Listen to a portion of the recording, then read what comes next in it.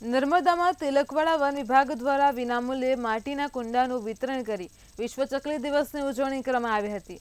20 માર્ચના દિવસે સમગ્ર દેશમાં વિશ્વ ચકલી દિવસ તરીકે ઉજવણી કરવામાં આવે છે, ત્યારે હાલના સમયમાં જ્યારે જંગલો કપાઈ રહ્યા છે, નદી નાળા અને તળાવ સુકાઈ રહ્યા છે, કાળઝાળ ગરમી પડી રહી છે, ત્યારે ફોરેસ્ટ એબી બારિયાએ માટીના કુંડાનું વિતરણ કરી પોતાના ઘરની બહાર માટીના કુંડા બાંધી તેમાં પાણી રાખીને પંખીઓને બચાવવા માટે લોકોને અપીલ કરી છે।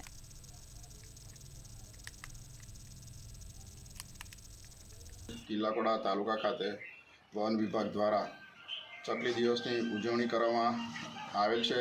તો ઘરે ઘરે કુંડા વિતરણ કરવામાં આવેલું છે, તેમજ અધિકારી દ્વારા એમના ફોરેસ્ટ રૂમ ખાતર ઓફિસ ખાતર કુંડા વિતરણ કર્યું। ત્યાં દરેક વૃક્ષો પર કુંડાનું પક્ષીઓ માટે પાણીનું વ્યવસ્થા કરવામાં આવી। તેમજ ચકલી દિવસ 20 માર્ચ એટલે કે વિશ્વ ચકલી દિવસ આજે આપણે દેખી રહ્યા છે। દિવસે દિવસે કોન્ક્રીટના જંગલો ઊભા થઈ રહ્યા છે અને જેમાં આપણે જોઈ રહ્યા છે વિવિધ પ્રજાતિના પક્ષીઓ વિલુપ્ત થઈ રહ્યા છે।